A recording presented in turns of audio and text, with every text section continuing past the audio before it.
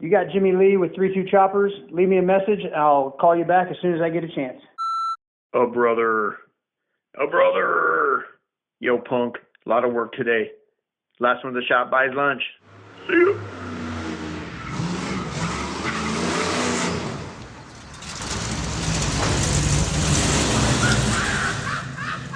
Every time we go somewhere, we're seeing the numbers 3 and 2. We were like, man, we should be 3-2 choppers, and not 32 choppers, but 3-2 choppers. We are the last of a dying breed. There's not a lot of guys that do what we do anymore. We're not gonna follow trends. We're not gonna follow fads. We're not a wrench. You're not gonna bring your bike into us and say, hey, change my tire, change my oil. That's not what we do here at 3-2 Choppers.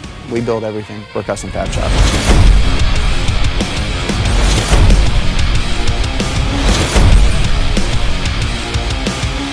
I'm JC. And I'm Jimmy Lee. And we are Kings of Chrome.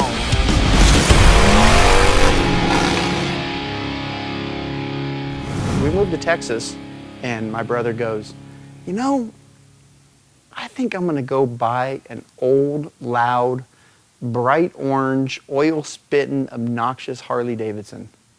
I don't know what it was, but I looked at him like, yeah. 3-2 choppers. What have we always said? We've always said, you either love us or hate us. There's no middle ground. That's how it usually works. Yeah.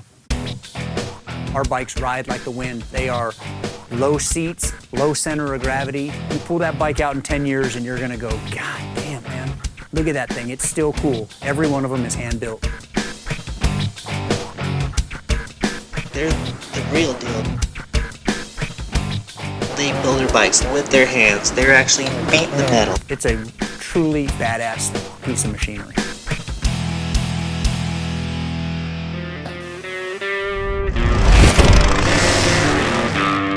Every bike has a signature, and every bike has a memory and a thought, and it'll always be that way. You know why? Because every bike is hand-built. I was actually down at a bike event a few months ago, and they mentioned 3-2 choppers. Walking in, just immediately seeing their work, I knew these are the guys that are going to do it for me. When I sat on that bike and things started rolling, it was just unbelievable, the power. It was me. I was looking for a custom bike. I'd had some other motorcycles, and when I met them, there was just something different about those guys. We're an acquired taste. How about that? Yeah, it's nice. I'm gonna mount these right here. They didn't have the typical custom bike builder ego and attitude. I'm here. I don't want to build bikes. I want to be a dentist. Most people were building bikes that were real tight. Everything was streamlined, and these guys are just hanging stuff out there. I just thought, you know, I gotta have one of their bikes. Come here, baby. Sit. Have a seat. You know, I'm almost speechless.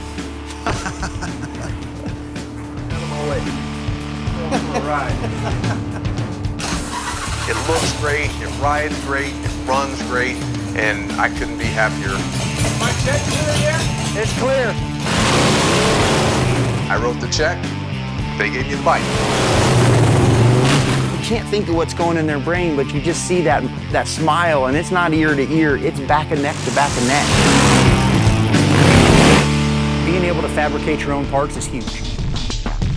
We came up with these parts lines and really morphed our whole business. We actually got nominated in Cycle Source magazine for New Product of the Year. We're gonna keep working on doing more parts and capitalizing on that.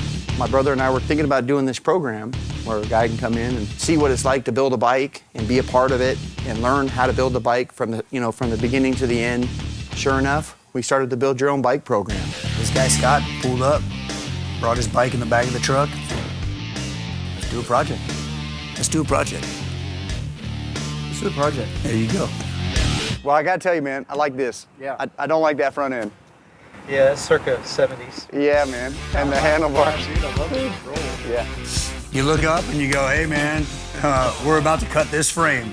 Some people are gonna be pissed off. Some other people are gonna go, man, what a great idea, but It's our frame. yeah, it's our frame, so we can do whatever we want. Fuck with them.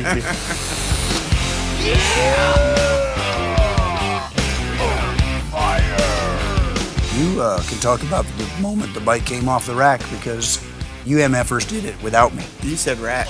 I did say rack. I'm just going to sit here and pout. Okay. You need a tissue? Yes. Okay. Dude, look at this bike on the ground. It's magical. It's like a unicorn. It is like a unicorn. Look at that. Look at that, dude. To be able to see him and see his look and I mean, the look on his face and then what he's know been a they part started the bike and I wasn't there and I was outside taking care of business. You're still And you guys started up. That was crap, man. I love you, but it was crap. Wait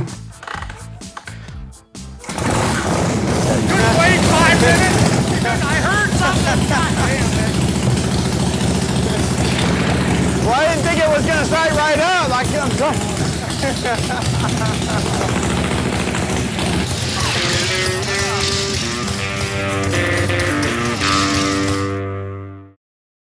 The biggest problem 3-2 Choppers has ever had is money. If we didn't have a bike build, you know, we'd be screwed. We'd be out of business.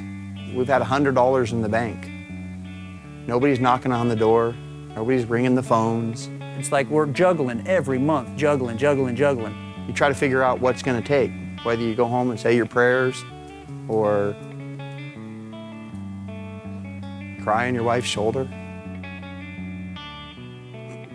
Ooh. So, anyways, there's times where it's tough. Does it stop us? No, it doesn't stop us. We made it through 2008, man. You make it through 2008 as a little private bike shop, you're doing something right. Been around bikes for weeks at a time where you're just slaving to them. You just get to a point where you're like, I fucking have had enough. I gotta go ride. You just hear the motor and it's like that. And the sun's coming in your eye. I had one hand on the bar and I'm taking my head back. I'm just like, man, this is the shit, dude.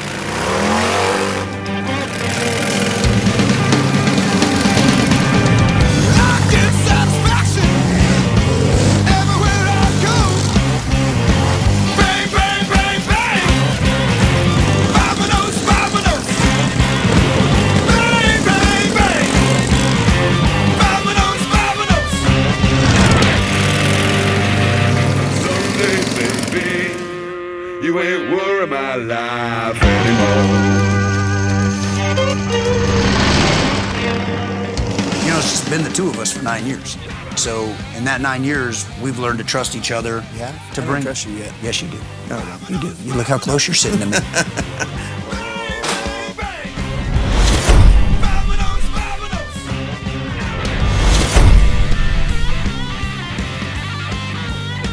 Kings of Chrome.